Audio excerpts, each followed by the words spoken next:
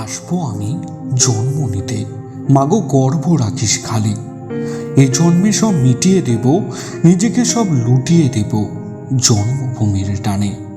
রক্ত দিয়ে লিখবো মাগো স্বাধীনতার মানে। হিসাব রাখিস গুণে রে মা, হিসাব রাখিস গুণে। তোর পেটেতেই জন্ম নেব, চোখের জল মুছিয়ে দেব। আসবো ফিরে আমি মাগো, আসবো ফিরে আমি।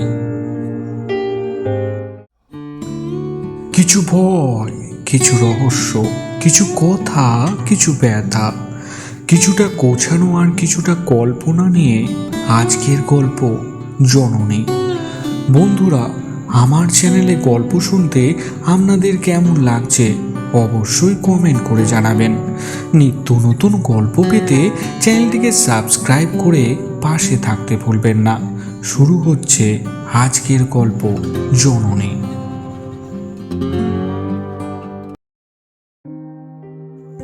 ইস্ট ইন্ডিয়া কোম্পানি ভারতে এসেছিল বাণিজ্য করতে, কিন্তু ছলে বলে কৌশলে ভারতবর্ষের সমস্ত রাজাকে পরাজিত করে ব্রিটিশ ভারতবর্ষের মাটিতে শিকড় গেঁথে বসেছিল। সালটা ছিল 1890। ভারতবর্ষ তখন ব্রিটিশ শাসনের অধীনে। ব্রিটিশ তার অত্যাচারের শিকল দিয়ে ভারতবর্ষকে বেঁধে রাখতে চেয়েছিল। ভারতবর্ষের চোখে কালো রুমাল বেঁধে ব্রিটিশ সাম্রাজ্য তার আখির গোছাতে ব্যস্ত ছিল। ইংরেজ তার সাম্রাজ্যের ভিত শক্তিশালী করার জন্য ভারতবর্ষের মূল্যবান সম্পদগুলি জাহাজ বোঝাই করে চালান করে দিত তাদের নিজেদের দেশে। আর ব্রিটিশ সাম্রাজ্যের মূল কেন্দ্রবিন্দু ছিল এই বাংলা। কলকাতা ছিল তখন ভারতবর্ষের রাজধানী। ব্রিটিশ শাসনের নামে অত্যাচার ও শোষণ পীড়ন চালাতো বাংলার বুকে। বাংলার বুকে তখন জন্মেছিল কিছু স্বাধীন চেতনার মানুষ, যারা সশস্ত্র সংগ্রামের মাধ্যমে চেয়েছিল ভারতবর্ষকে ব্রিটিশ শাসনের হাত থেকে মুক্তি করতে।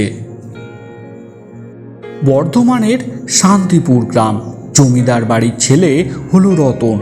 রতন পড়াশোনা শিখে ওকালতি করুক, সেটাই ওর বাবা রাধাকান্ত মুখুর্জের ইচ্ছা। ছেলেকে সাহেবদের স্কুলে ভর্তি করেছে। ধুতি পাঞ্জাবি ছেড়ে রতন প্যান্ট শার্ট পরে। রতনের বয়স 18 বছর। পড়াশোনাতেও সে খুব ভালো, মেধাবী ছাত্র। প্রতি বছরের মতো এবছরেও শিব পুজোর দিন শিব মন্দিরের সামনে বিরাট বড় এক মেলা বসেছিল। রতন গেছিল সেই মেলায়। রতনের সাথে ছিল লক্ষ্মী। লক্ষ্মী হলো ওদের পাশের গ্রামের মেয়ে। লক্ষ্মীর বাবা রতনদের বাড়ির কুলপুরোহিত। সেই সূত্রেই লক্ষ্মীর সাথে আলাপ রতনের। রতন মেলায় বাদাম ভাজা কিনেছে, জিলিপি খেয়েছে, পাঁপড় কিনেছে। লক্ষ্মীকে চুল বাঁধার জন্য দুটো লাল ফিতেও কিনে দিয়েছে। লক্ষ্মী একটা মাটির পুতুল দেখে বায়না করছিল রতনের কাছে। রতন মজা করে বলেছিল, এ বাবা, এত বড় ধিঙ্গি মেয়ে হয়ে গেলি, এখনো পুতুল খেলার বয়স গেল না তোর। ঠিক আছে ঠিক আছে, নাক পুপি আর কাঁদতে হবে না তোকে, আমি কিনে দেব তোকে পুতুল। রতন রং করা একজোড়া পুতুল কিনে দিয়েছে লক্ষ্মীকে। লক্ষ্মীর পুতুল পেয়ে আহ্লাদি মুখে হাসি ফুটেছে। মেলার অত ভিড়ের মধ্যে থেকে একটা ছেলে রতনের কাছে ধীর পায়ে এগিয়ে আসে। ছেলেটার বয়স 16-17 হবে। মাথায় উস্কো খুস্কো চুল, পায়ের জুতো ছেঁড়া, মুখে হালকা হালকা গোঁফ দাড়ি ফুটেছে। ছেলেটা রতনের কাছে এসে বলল, ও দাদা, দাদা গো, আমাদের একটা পত্রিকা আছে, নাও না, বেশি দাম নয়, মাত্র 2 পয়সা দাম। পত্রিকাটা খুব ভালো গো দাদা, একবার পড়লে না তোমার বারবার পড়তে ইচ্ছা করবে। ও দাদা, ও দাদা, নাও না দাদা, দাদা নেবে? ও দাদা, নাও না দাদা, দাদা নেবে? দাদা একটা দিই, দাদা একটা দিই।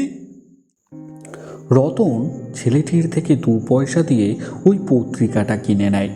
বাড়িতে এসে সন্ধেবেলায় হেরিকেনের আলোয় পড়ার টেবিলে বসে পত্রিকাটা খুলে পড়তে থাকে। পত্রিকাটা ছিল স্বদেশী আন্দোলনের পথে যুব সমাজকে উৎসাহিত করার পত্রিকা। পত্রিকাটা পড়ে রতনের প্রচুর উৎসাহ লাগে। রতন পরের দিন আবার মেলায় যায়। মেলায় সেই ছেলেটির সাথে দেখা করে, তার থেকে পত্রিকা কেনে। রতন সেই ছেলেটিকে বলে, তোমাদের এই পত্রিকাটা না খুব ভালো লেগেছে আমার, জানো, আমার পড়তে খুব ভালো লাগে। আমি শান্তিপুরে থাকি। আমার বাবার নাম রাধাকান্ত মুখুর্জি। ওই যে জমিদার বাড়িটা আছে না, ওটাই আমার বাড়ি। তুমি বরং প্রতিদিন আমাকে এই পেপার দিয়ে যেও। ভাই, তোমার নাম কি? ছেলেটি বলেছিল। ও, আমার নাম হলো হারান গো দাদা, হারান। রতন স্বদেশী আন্দোলনের ওই পত্রিকা পড়ে খুব উৎসাহিত হয়। রতন অনেক কষ্ট করে জোগাড় করেছে বঙ্কিমচন্দ্রের আনন্দমঠ উপন্যাস। এই উপন্যাস ব্রিটিশ সরকার সেই সময় ব্যান করেছে। এই উপন্যাস পড়া এবং এই উপন্যাস বিক্রি করা সেই সময়কার সময়ে ছিল দণ্ডনীয় অপরাধ। হারান এসেছিল বিকেলবেলায় পত্রিকা দিতে। সে জানিয়েছে এই পত্রিকা দিতে সে আর আসতে পারবে না। ব্রিটিশ সরকার এই পত্রিকায় নিষেধাজ্ঞা জারি করেছে। তবে সে একটা চিরকুটে একটা ঠিকানা লিখে রতনকে দিয়েছে। বলেছে এখানে আসলে সে ওই পত্রিকা পাবে। রতনের মনে স্বদেশী বলে পত্রিকাটা এতটাই আকর্ষণ সৃষ্টি করেছিল যে রতন ওই পত্রিকাটা না পড়ে যেন থাকতে পারছিল না। রতন তার বাবার কিনে দেয়া নতুন সাইকেলটা নিয়ে বেরিয়ে পড়ে ওই স্বদেশী পত্রিকার খোঁজে। রতন পকেটে করে নিয়েছে হারানের হাতে লিখে দেয়া সেই চিরকুটটা। কয়েকটা গ্রাম পেরিয়ে একটা জনবসতিহীন জঙ্গলের মধ্যে অনেক দিনকার একটা পুরনো বাড়িতে খুব গোপনীয়তার সাথে এই পত্রিকার প্রকাশনীর কাজ হয়। সেখানেই রতনের সাথে দেখা হয় হারানের। হারানের থেকে সেই পত্রিকাটা সংগ্রহ করে বাড়ি ফিরে আসে রতন। রতন তন্ময় হয়ে পড়তে থাকে সেই স্বদেশী পত্রিকা। সেই পত্রিকায় থাকতো রক্তক্ষয়ী বিপ্লবের কথা, ওই পাশবিক হিংস্র ব্রিটিশের অত্যাচারের কথা, থাকতো বিপ্লবীদের সংগ্রামের কথা, থাকতো তাদের প্রতিশ্রুতির কথা।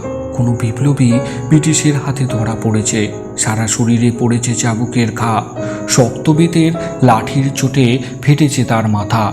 কিন্তু ওই ব্রিটিশ সরকার ওই বিপ্লবীর মনোবল ভাঙতে পারেনি তার মন থেকে দেশ প্রেমকে মুছে দিতে। সেই বিপ্লবী তার রক্তবিন্দু দিয়ে লিখেছে ভারত মাতার নাম। জেলখানার কুঠিরেতে পায়নি কলম, পেয়েছে পোড়া একটা দেশলাই কাঠি।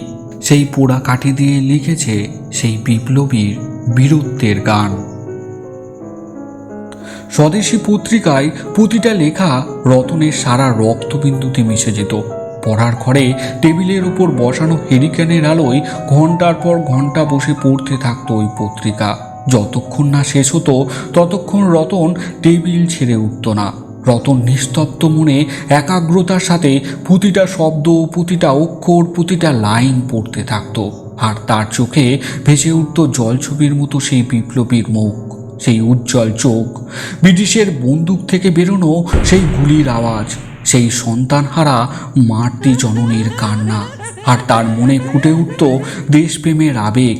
বয়স অল্প, রক্ত গরম, শক্ত শরীর, বুকেতে সাহস, মনেতে জেগেছে তার স্বদেশ প্রেম। তাকে কি আর কেউ বেঁধে রাখতে পারে ঘরে? সে মনে মনে সংকল্প নিয়েছে, সে ভারত মাতার হাতের বেড়ি খুলবে, সে বিপ্লবের পথে নামবে। রতন যেখান থেকে স্বদেশী পত্রিকা আনতে যেত সেই পোড়া বাড়িটায় স্বদেশী পত্রিকা প্রকাশ করার সাথে সাথে গোপনে স্বতন্ত্র বলে একটা দল পরিচালনা করত। স্বদেশী পত্রিকা বিক্রি করে যা অর্থ উপার্জন হতো সেই অর্থ দিয়ে স্বতন্ত্র দলটা চলত। এই দলে যুবক ছেলেদের বিভিন্ন অনুশীলনের মাধ্যমে শিখিয়ে পড়িয়ে বিপ্লবী তৈরি করত। শেখানো হতো ব্যায়াম, লাঠি খেলা, বর্ষা ছোড়া, গুলতি দিয়ে টিক করা, সর্বশেষে শেখানো হতো রিভলভার চালানো। এক কথায় বলতে গেলে স্বতন্ত্র দলটা ছিল বিপ্লবীর আঁতুড় ঘর। রতনের স্বদেশী পত্রিকা আনতে গিয়ে সেই স্বতন্ত্র দলটার সাথে তার আলাপ পরিচয় হয়। রতনের বিপ্লবী হওয়ার স্বপ্ন তুলে ধরে সেই স্বতন্ত্র দলের কাছে। কামার যেমন আগুনে পুড়িয়ে পিটিয়ে একটা শক্ত লোহার স্তূপকে অস্ত্রের রূপ দেয়, স্বতন্ত্র দলটা ঠিক সেই রূপ রতনকে পুড়িয়ে পিটিয়ে বিপ্লবীর রূপরেখায় তাকে গড়ে নিয়েছিল। তারপর হয় অগ্নি শপথ। রতন জ্বলন্ত মশালের আগুনের তাপে হাত রেখে বলে, আমি রতন। আজ থেকে আমি নিজেকে ভারত মাতার সেবায় নিয়োগ করলাম। আমি আমার ভারত মাতার স্বাধীনতা আনার জন্য শপথ বাক্য পাঠ করছি। আজ থেকে আমার বাঁচা মরা সবই আমার দেশের জন্য। আমি ভারত মাতার স্বাধীনতার জন্য যেমন আমি আমার জীবন দান করতে পারি, তেমনি ভারত মাতার দিকে তাকানো কুনজরকারী শয়তানের প্রাণও নিতে পারি। দেশের এবং দশের স্বার্থে আমি আমার দলের আদেশ মানব। দলের প্রতি আমি আমার সততা ও বিশ্বাস বজায় রাখব। দলের গোপনীয়তা বজায় রাখতে আমার জীবন বলিদান দিতেও আমি সর্বদা প্রস্তুত থাকব। আজ থেকে আমার জীবনের একটাই লক্ষ্য, একটাই উদ্দেশ্য, ভারত মাতার স্বাধীনতা। বন্দে মাতারাম।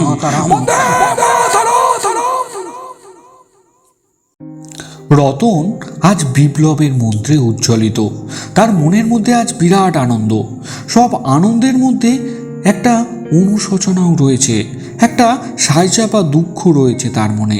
কালকে ভোরবেলায় সকালের ট্রেন ধরে তাকে কলকাতায় রওনা হতে হবে। ঘর বাড়ি, বন্ধু বান্ধব, মা বাবা ঠাকুমা সব কিছু ছেড়ে যেতে হবে তাকে। স্বদেশী আন্দোলনে তার নাম উঠে গেছে। কলকাতায় গিয়ে নবজাগরণ দলে তাকে যোগ দিতে হবে। স্বতন্ত্র দল থেকে একটা চিঠি লিখে দিয়েছে। এই চিঠিটাই হলো তার কাছে নবজাগরণ দলের প্রবেশপত্র। বাড়ি থেকে কিছু টাকা পয়সা জোগাড় করে নিয়ে যেতে বলেছে।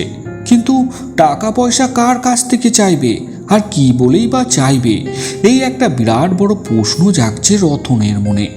রতন মনে মনে ঠিক করে নেয়, সবাই যখন ঘুমিয়ে পড়বে তখন আলমারি থেকে কিছু টাকা বার করে নেবে, আর তার শোবার বিছনায় একটা চিঠি লিখে রেখে দিয়ে যাবে। যখন সকালে উঠে বাড়ির লোকজন রতনকে খোঁজাখুঁজি করবে, তখন সেই চিঠিটা তার নিখোঁজের কারণ বলে দেবে। মা হয়তো কেঁদে ভাসিয়ে দেবে, বাবা হয়তো রেগে চিৎকার করবে, আর ঠাকুমা হয়তো এইসব কারণের জন্য আমার মাকেই দায়ী করবে। রতন বাড়ি ফেরার পথে সাইকেল চালাতে চালাতে মনে মনে চিন্তা করছিল এইসব কথাগুলো। সন্ধেবেলায় তুলসী তলায় প্রদীপ জ্বলছে। ঠাকুর ঘর থেকে মায়ের উলু দেয়া আর শাক বাজানোর শব্দ কানে আসে রতনের। রতন পড়ার টেবিলের উপর বসানো হেরিক্যানটার দম একবার বাড়াচ্ছে, একবার কমাচ্ছে। রতনের মনে বাড়ি ঘর আত্মীয় স্বজন সবাইকে ছেড়ে যাওয়ার একটা বুক চাপা কষ্ট দাও দাও করছে। এই কষ্টের কথা সে কাউকে বলতে পারছে না। সে কোনোদিন একা থাকেনি। একাকিত্ব কী জিনিস সে নিজে জানে না। রতন মুখ চেপে সেই কষ্টকে অনুভব করতে থাকে। রতন পড়ার টেবিল থেকে উঠে ঠাকুমার ঘরে যায়। ঠাকুমার ঘরের দরজাটা আস্তে করে খুলতেই ঠাকুমা ঘর থেকে বলে ওঠে, কি রে রতু, তুই এলি? হ্যাঁ আমি বলছিলাম কি, তোমার একটা পান সেজে দেবো ঠাকুমা? কি রে রতু, তুই হঠাৎ আমার পান সেজে দিতে এলি? কি ব্যাপার বলতো? তোকে তো 10 বার ডাকলে তুই একবার সাড়া দিস। হঠাৎ তোর হলো কি? সূর্যটা আজ কোন দিকে উঠেছে বলতো? ও, তোমার হয়তো এখন পান খাওয়ার নেশা চাপেনি, তাই বলছো। ঠিক আছে ঠিক আছে, তাহলে আমি এখন যাই। আরে শোন শোন, ওইখানে টেবিলের উপর আমার পানের ডিপোটা আছে। জানিস তো, তোর হাতের পান আমার খুবই ভালো লাগে। রতন টেবিলে গিয়ে পান সাজতে থাকে। ঠাকুমার মুখ একবার খুললে আর বন্ধ হতে চায় না। তোর জন্য আমি একটা মেয়ে দেখেছি জানিস। মেয়েটাকে তুই ভালোভাবেই চিনিস। আরে আমাদের ওই পুরোহিত মশাইয়ের মেয়ে লক্ষ্মী রে। ওকেই তোর সাথে বিয়ে দেব। মেয়েটা বড়ই মিষ্টি রে। ওর আদো আদো কথাগুলো আমার এত ভালো লাগে যে ওকে দেখেই আমার নিজের ছোটবেলার কথা মনে পড়ে যায় জানিস। তোর খেলার সঙ্গী, আর ওকে 7 পাকে বেঁধে জীবন সঙ্গী করতে অসুবিধাটা কোথায় রে? কি রে রতু, মুখ বুজে বসে আছিস, কিছু বল। মরার আগে তোর বউ দেখে মরতে চাই, এটাই আমার বড় সাধ রে। কি জানি সাধ পূরণ হবে কিনা। ছাড়ো তো তোমার সব আজে বাজে কথা। একা একা থেকে না তোমার মাথায় ব্যায়ামও এসে গেছে। আমি তোমার জন্য 4টে পান সেজে রেখে দিয়েছি, আজ একটা খাবে আর কাল বাকিগুলো খাবে। ঠাকুমা, তুমি আমায় সেই ছোট্টবেলায় পিঠে হাত বুলিয়ে দিয়ে ঘুম পাড়ানোর জন্য গল্প বলতে না, সেই গল্পটা আজকে একটু বলবে ঠাকুমা? সেই গল্পটা গো। কোন গল্পটা বলতো?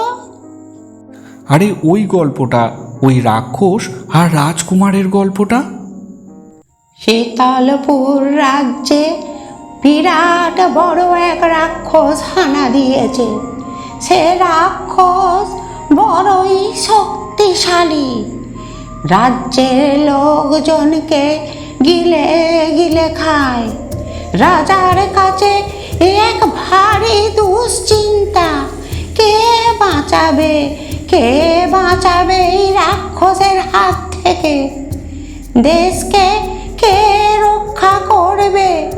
তখন সেই রাজ্যের রাজকুমার পক্ষীরাজের ঘোড়ায় চড়ে বেরিয়ে পড়ে রাক্ষস বধ করতে। রতন যতবার এই গল্প শোনে ততবারই তার কাছে নতুন লাগে এই গল্পটা। রতন নিজেকে সেই রাজকুমার ভাবে, যে পক্ষীরাজ ঘোড়ায় চড়ে দেশের শত্রু রাক্ষসকে বধ করতে বেরিয়ে পড়েছিল। রতন এসেছে তার মায়ের কাছে। মা রান্নাঘরে রান্না করছে। মাটির উনুনে শুকনো কাঠ জল জল করে জ্বলছে। হাঁড়িতে চাল ফুটছে, টকবক টকবক করে শব্দ হচ্ছে। রতন তার মায়ের কাছে এসে বলল, মা, তোমার সাথে আমার কিছু কথা বলার ছিল। ঠিক আছে, আমি এখন রান্না করছি, তুই এখন যা দিকিনি, আমি তোর সঙ্গে পরে কথা বলবো। এখন না বললে আমি আর এই কথা কোনোদিন তোমার কাছে বলার সুযোগ পাবো না মা। কি একখানে কথা বলবো বলছিলিস, বল দেখেনি। মা বলছিলাম কি, আমি বিপ্লবী হতে চাই। আমি স্বদেশী আন্দোলনে যোগ দিয়েছি। আমাকে কালকে বাড়ি ছাড়তে হবে। আমি ভেবেছিলাম তোমাকে কিছু না জানিয়েই চলে যাব, কিন্তু আজ পর্যন্ত আমি তোমাকে না জানিয়ে কোনো কাজ করিনি মা। আমার কিছু টাকা পয়সা লাগবে। আমি দেশের জন্য কাজ করতে চাই মা। এ কি বলছিস খোকা? তোর বাবা জানলে তোকে কোনো দিন ওই পথে যেতে দেবে না। আর বিপ্লবী হওয়ার পরিণাম কি হতে পারে তুই জানিস? বাবা তোকে নিয়ে যে আমরা অনেক স্বপ্ন দেখেছি রে বাবা। বাড়ির মধ্যে তুই তো আমাদের একমাত্র ছেলে, বল। 2 মেয়ের তো কবেই বিয়ে হয়ে গেছে। আমরা কাকে নিয়ে বাঁচবো বলতো? আমরা কাকে নিয়ে বাঁচবো?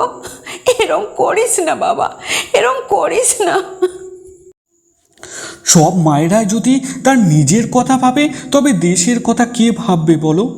আমাদের জনম দুঃখিনী মা যে আমাদের পথ চেয়ে বসে আছে, তার হাতের বেরি কে খুলবে?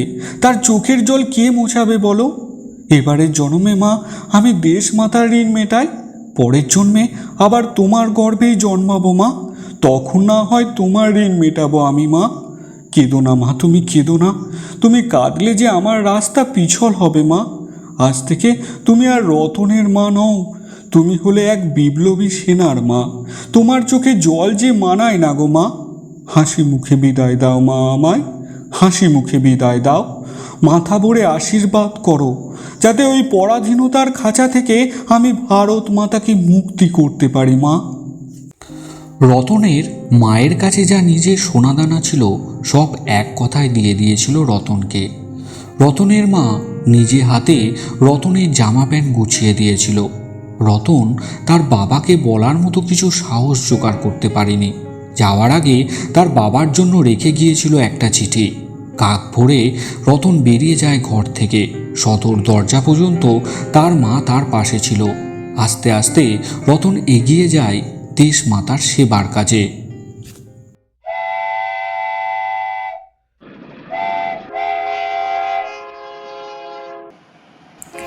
বর্ধমান হাওড়াগামী ট্রেনে করে রতন পৌঁছায় হাওড়া স্টেশনে।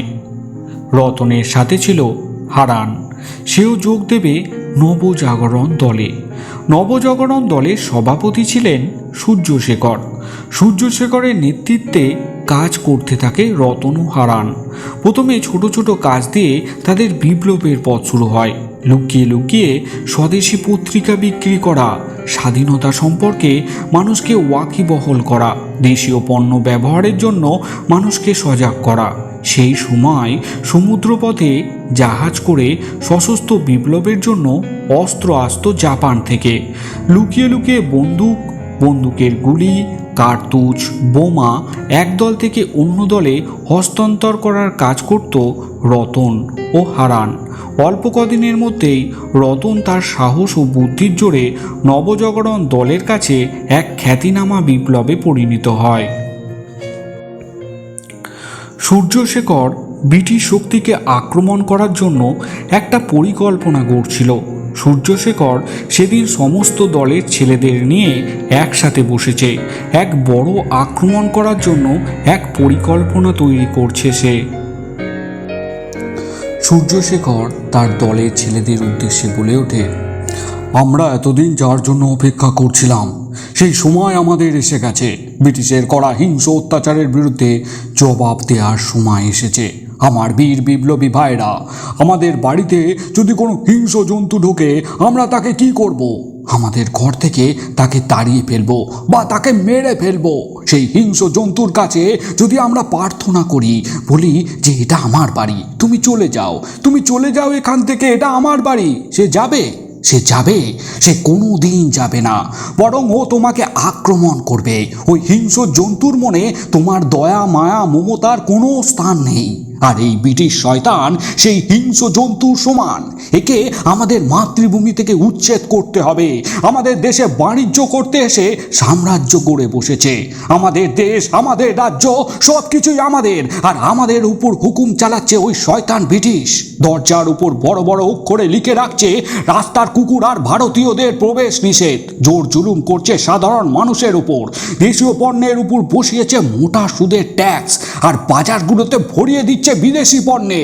চাষিকে জোর করে করাচ্ছে নীল চাষ, আর না করলে তার ঘর বাড়ি পুড়িয়ে দিচ্ছে।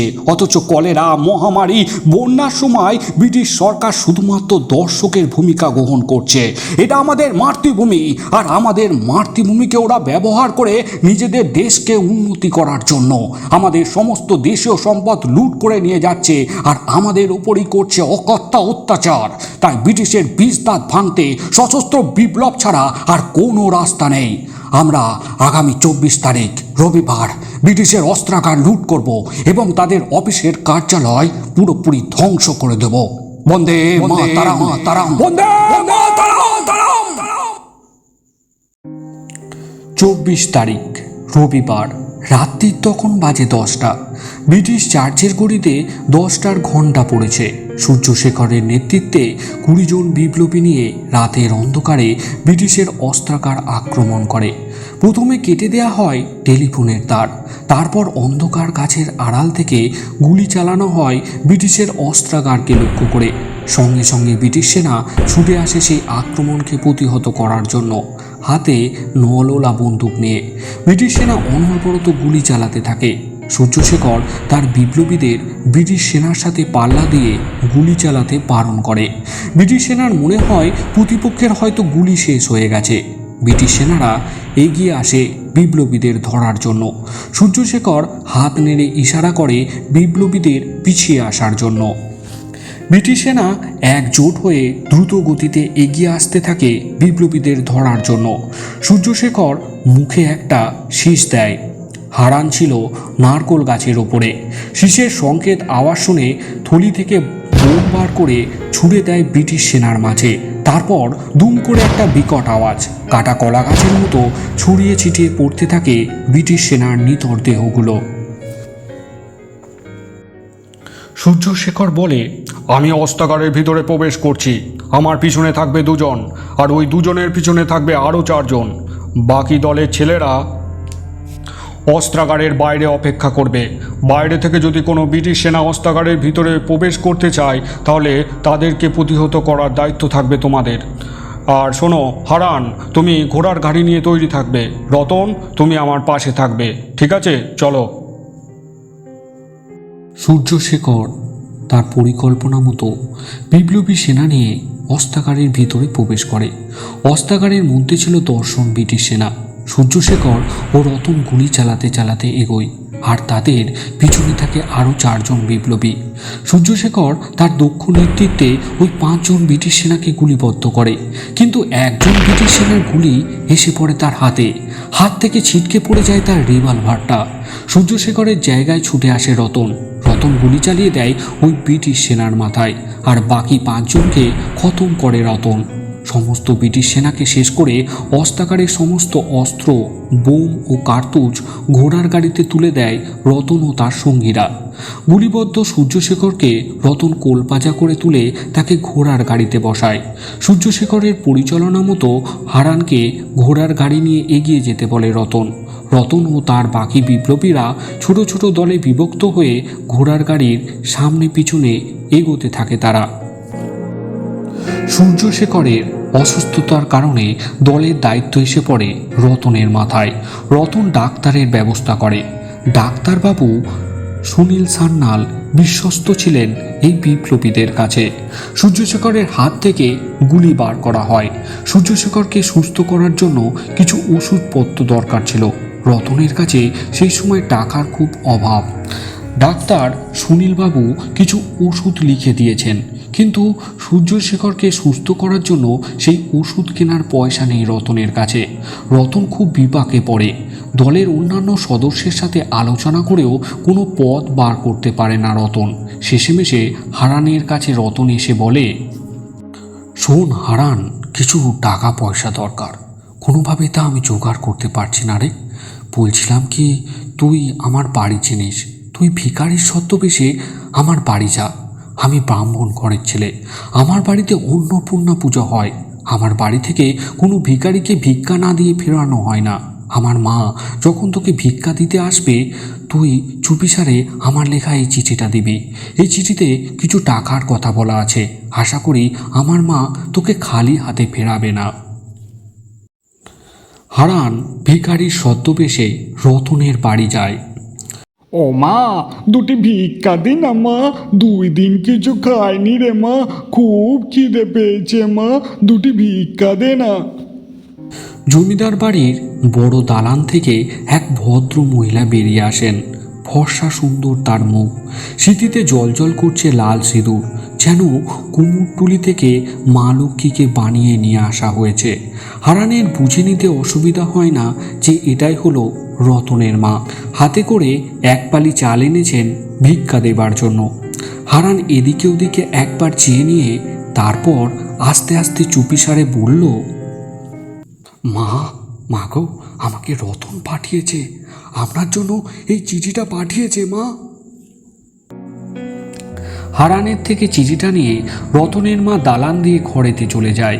কিছুক্ষণ পরে ফিরে আসে একতলা ভাত, তরকারি, ডাল, মাছের মাথা, শাক ভাজা নিয়ে।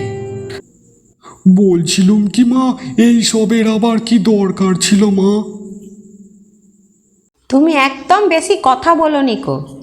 আমি তোমার মায়ের মতো না, যা দিয়েছি লক্ষ্মী ছেলের মতো খেয়ে নাও। হারান খেতে বসে। অনেকদিন পর হারান ঘরে রান্না খাচ্ছে। রতনের মা হারানকে পাখা দিয়ে বাতাস করতে থাকে। তারপর হারানের খাওয়া হয়ে গেলে একটা ব্যাগ হারানের হাতে দিয়ে রতনের মা বলে,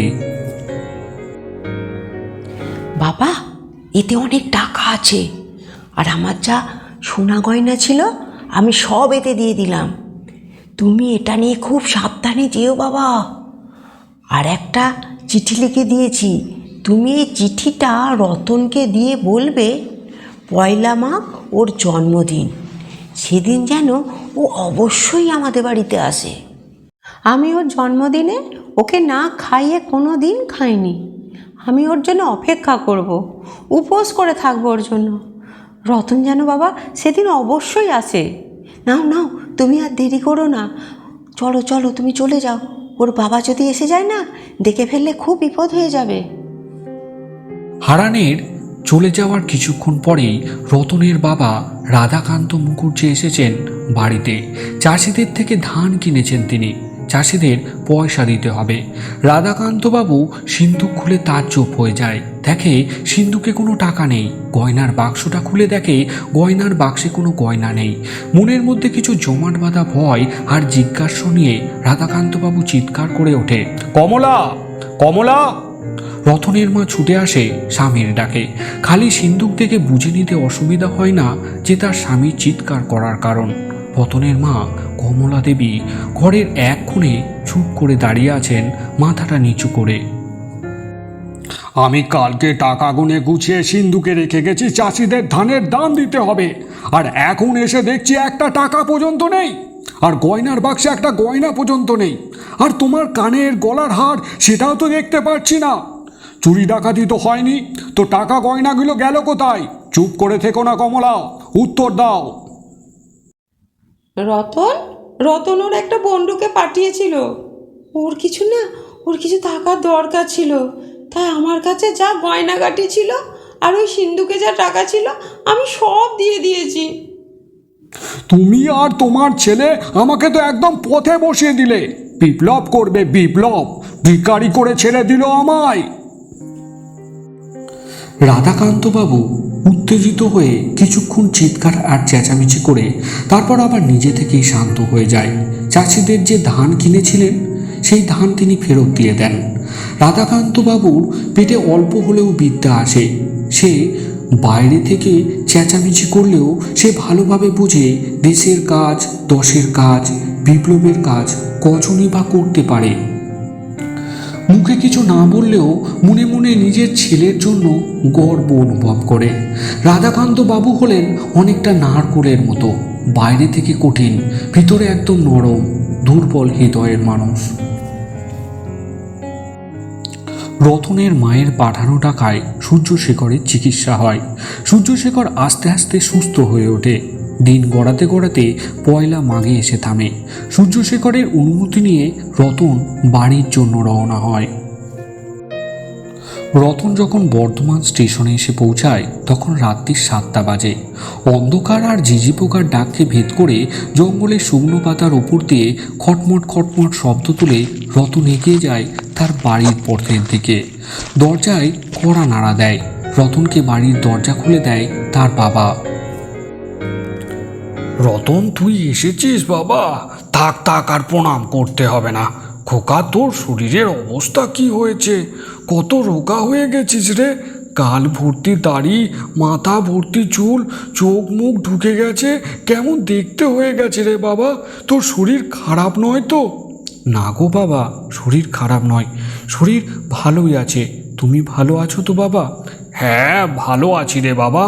তোর দেশের কাজ কেমন চলছে রে বাবা? দেশের কাজ খুব ভালোই চলছে বাবা। আমরা সবাই একসাথে লড়ছি দেশের স্বাধীনতার জন্য। এই লড়াইয়ে হিন্দু, মুসলিম, ব্রাহ্মণ, নিচু জাতির কোনো মানুষের মধ্যে বিভেদ নেই। সবাই একসাথে লড়ছে এই লড়াইয়ে।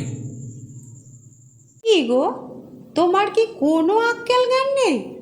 ছেলেটা কত দূর থেকে এসেছে, আর ছেলেটাকে কোথায় একটু জিরোতে দেবে তা নয়, দালানে দাঁড়িয়ে দাঁড়িয়ে বাপ ব্যাটা গল্প শুরু করে দিলে। চল লেখোকা, চল ঘরে চল। রতন যায় তার ঠাকুমার ঘরে। কি রে রতু, সেই যে না বলে চলে গেলি, আর আজ আমাদের কথা মনে পড়লো। আমি শুতে বসতে পারিনি, খালি তোর কথা মনে পড়ে। কি খাচ্ছিস, কি পড়ছিস, কোথায় যে ঘুমোচ্ছিস, সব সময় চিন্তা লাগে রে, বড্ড ভয় লাগে। তো এখন কেমন আছিস রে বাবা? ভালো আছি ঠাকুমা, খুব ভালো আছি। পান খাওয়া আমি ছেড়ে দিয়েছি জানিস রতু? তুই যে যাবার সময় আমায় পান সেজে দিয়ে গেছিলিস নি, তারপর থেকে আর কোনো পানি মুখে লাগেনি। কেমন যেন একটা বিস্বাদ লাগে। শেষে মেশে পান খাবার নেশাটাই চটকে গেল। পান খেতে আর ইচ্ছে করে না, কেমন যেন স্বাদ নেই। রতু, আমি মরে গেলে তুই একবারটি আসিস, তুই একবারটি আসিস বাবা। তোর কাঁধে করেই আমি শ্মশান পথে যাব, তবেই তো আমার স্বর্গ লাভ হবে রে। তুই বিপ্লবী হয়ে দেশের জন্য যা করছিস, তা গয়া কাশী বৃন্দাবন গেলেও তা পূর্ণতা হবে না রে, তা পূর্ণতা হবে না। থাক থাক, তুমি আমাকে অত বড় আসনে বসাও না। আমি অত বড় মানুষ নই গো। তুমি এত তাড়াতাড়ি মরবে না। আরে সেই জটাধারী জ্যোতিষী বলেছিল না, তোমার পীরমায় অনেক গো। কই রে খোকা, খাবি আয়, তোর জন্য ভাত বেড়েছি। ওই দেখো মা ডাকছে। আমি আসি ঠাকুমা, মা অনেক রকম রান্না করেছে।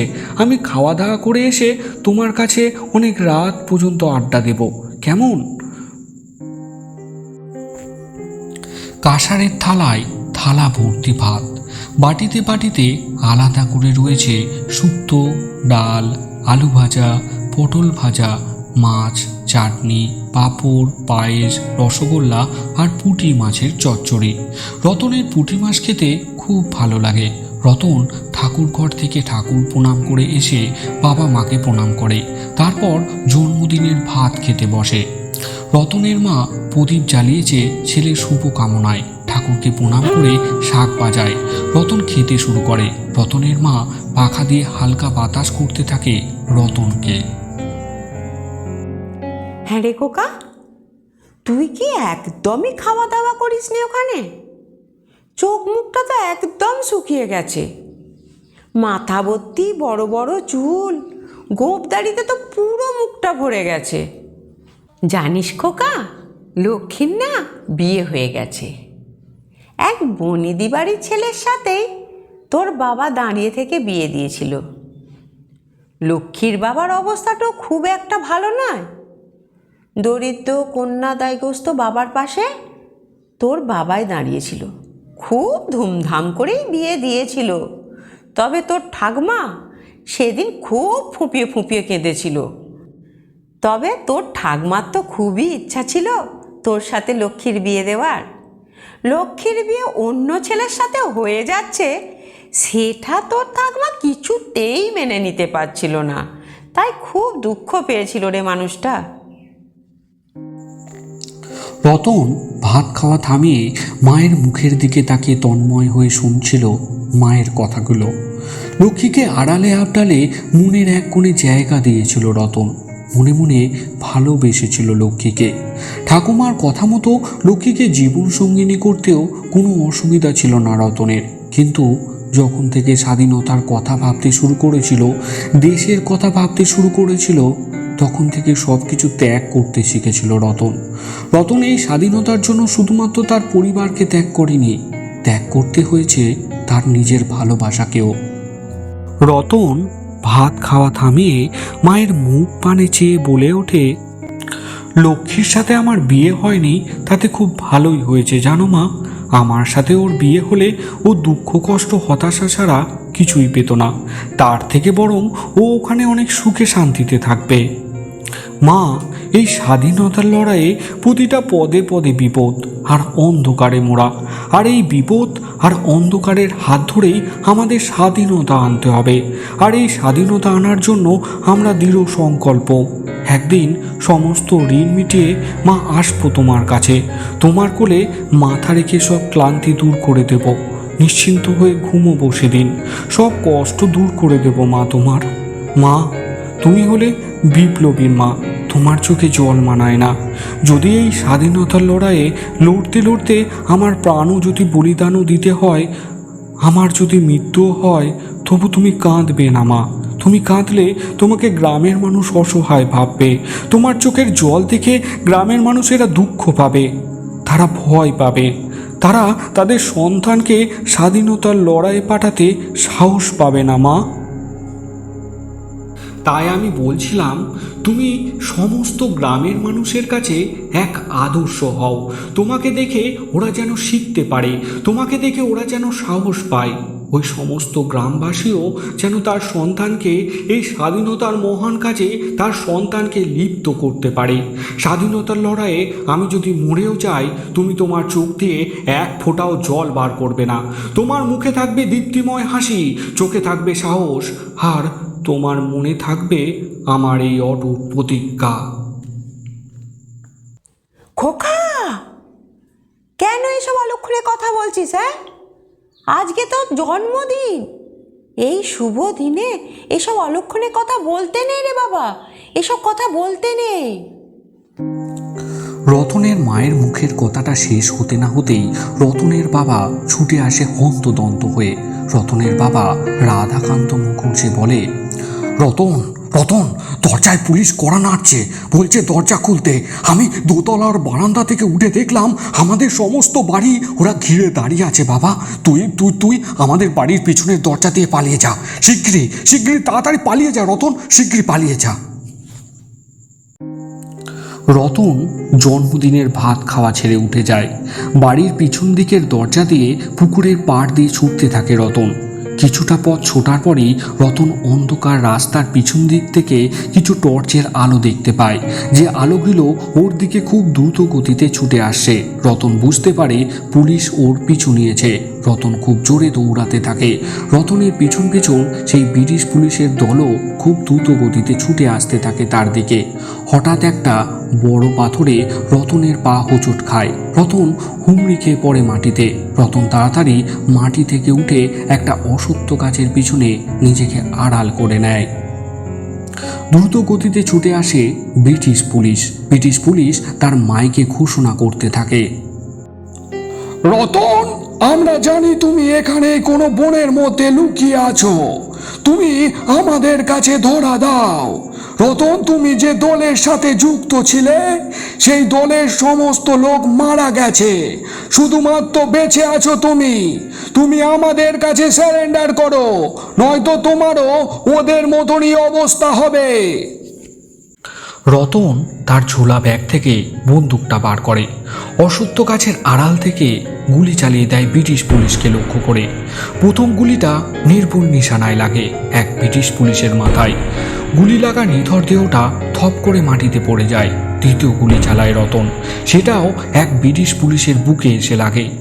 প্রথম ব্রিটিশ পুলিশের দল বুঝতে না পারলেও রতনের 2-3 বার রিভলভারের ফায়ারিংয়ের আওয়াজ শুনে ব্রিটিশ পুলিশ বুঝতে পারে যে অসত্য গাছের পিছনেই রতন লুকিয়ে আছে। দক্ষ ব্রিটিশ পুলিশ আগুছালো হয়ে ওই অসত্য গাছটির চারিদিকে ঘিরে ফেলে। রতনের নির্ভুল নিশানা একটার পর একটা ব্রিটিশ পুলিশের লাশ ফেলে দিচ্ছিল। ব্রিটিশ পুলিশ বুঝতে পেরেছিল এই ছোড়াকে সহজে পরাজিত করা যাবে না। অন্ধকার থেকে আলোর দিকে দেখা যায়, কিন্তু আলোর দিকে থেকে অন্ধকারকে দেখা যায় না। রতন দাঁড়িয়েছিল অসত্য গাছের অন্ধকারের আড়ালে, আর ব্রিটিশ পুলিশের হাতে ছিল টর্চ। টর্চের আলো দেখে রতন বুঝতে পারছিল ব্রিটিশ পুলিশের পজিশন, আর ব্রিটিশ পুলিশের পজিশনকে লক্ষ্য করে রতন এগিয়ে যাচ্ছিল তার নির্ভুল নিশানায়। রতন গুলি চালাতে চালাতে খেয়ালই করেনি কখন ব্রিটিশ পুলিশ তাকে চারদিক দিয়ে ঘিরে নিয়েছে। এক ব্রিটিশ পুলিশের গুলি এসে লাগে তার পায়ে। রতনের পা দিয়ে গল গল করে রক্ত বেরোতে থাকে। রতনের সামনের দিক থেকে আক্রমণ করা সেই ব্রিটিশ সেনার বুকে রতন গুলি চালিয়ে দেয়। ব্রিটিশ পুলিশের গুলি চালানোর বেগ বেড়ে যায়। ঝড়ের বেগে পুলিশের বন্দুক থেকে বেরোনো জ্বলন্ত কার্তুজ ছুটে আসে রতনের দিকে। রতনের পায়ে গুলি লেগেছে, তার তীব্র যন্ত্রণা শরীরকে কাহিল করে দিচ্ছে। তবু রতন আপ্রাণ লড়ে যাচ্ছে। গুলি চালাতে চালাতে রতনের কার্তুজ শেষ হয়ে গেছে। কাঁধের ঝোলা ব্যাগ ঘেটেও কোনো কার্তুজ খুঁজে পায় না। রতন বুঝতে পারে তার কাছে আর কোনো গুলি নেই। রতন অসত্য গাছে হেলান দিয়ে অন্ধকার আকাশে ভাসা এক ফালি কুমড়োর মতো চাঁদের দিকে তাকিয়ে বলে ওঠে, মারে, মা, এইটুকুই সেবা করতে পারলাম মা, ক্ষমা করিস আমাকে ক্ষমা করিস মা। তারপর পাঞ্জাবির পকেট থেকে একটা কার্তুজ সে আলাদা করে রেখে দিয়েছিল, সেটাকে হাতড়ে হাতড়ে বার করে সেই কার্তুজটা রিভলভারে ঢুকিয়ে রিভলভারের মুখটা নিজের কপালে ঠেকিয়ে মুখে বন্দে মাতারাম ধ্বনি তুলে ট্রিগারটা টিপে দেয়। বন্দে মাতারাম। পোস্টমর্টম, মৃতদেহ শনাক্তকরণ, অনেক নিয়ম কানুন আইন আদালত পাশ করে রতনের মৃতদেহ বর্ধমানের শান্তিপুর গ্রামে পৌঁছায় দুদিন পর। তখন রতনের বিপ্লবের কথা, তার বীরত্বের লড়াইয়ের কথা সারা বর্ধমান জেলার মানুষ জেনে গেছে। বাংলার সাংবাদিক পেপারগুলো রতনকে কখনো মহাভারতের যুদ্ধের অভিমন্যু, তো কখনো বাংলার বীর যোদ্ধা, তো কখনো অমরত্ব শহীদ তাকমা দিয়ে তার বীরত্ব প্রকাশ করতে ব্যস্ত ছিল। রতনের মৃতদেহটা শোয়ানো ছিল তাদের বাড়ির দালানে। তাকে দেখার জন্য উপচে পড়েছে মানুষের ভিড়। চেনা নেই, জানা নেই কোন গ্রাম থেকে কখন কাক ভরে এসেছে কে জানে, শুধুমাত্র একবার সেই বিপ্লবী রতনকে দেখার জন্য। বর্তমানে রথের মেলায় মনে হয় এমনি ভিড় হয় না, যা আজকে রতনের বাড়িতে ভিড় হয়েছে। রতনের বাড়ির ভিতর থেকে রতনের দুই দিদি, ঠাকুমা, কাকিমা, কাকা, ভাই, বোন, সমস্ত পরিবারের সদস্যর কান্না ভেসে আসছে।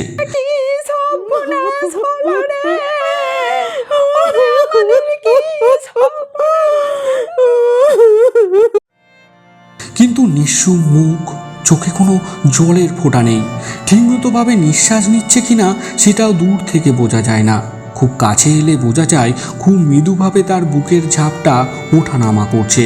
মাথায় এলো চুল, মনে হয় দুদিন খাওয়া দাওয়া করেনি।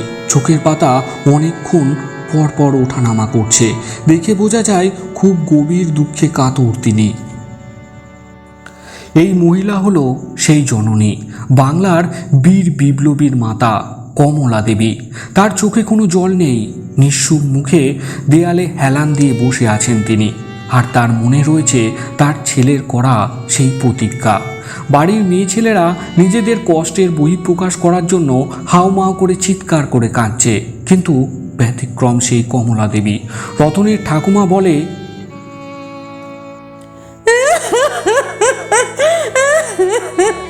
ওরে বউ, তুই একবার কাঁদ বউ, তুই একবার কাঁদ, পাথরের মতো বসে থাকিস নে রে বউ। রতু আর আমাদের মধ্যে নেই রে, সে আর ফিরবে না রে, সে আর ফিরবে না। একবার কাঁদ ও বউ, তুই একবার কাঁদ, নাহলে যে বাঁচতে পারবি না।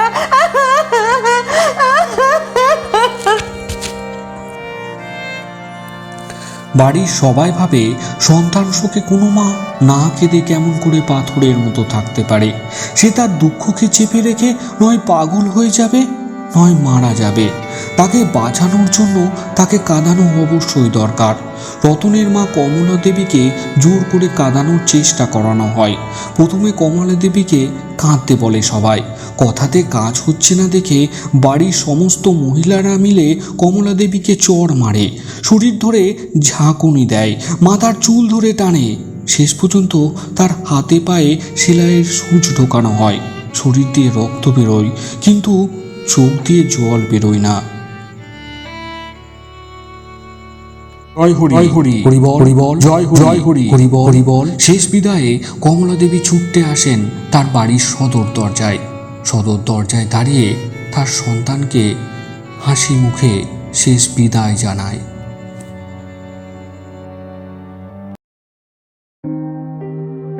বন্ধুরা, গল্পটি আপনাদের কেমন লাগলো অবশ্যই কমেন্ট করে জানাবেন।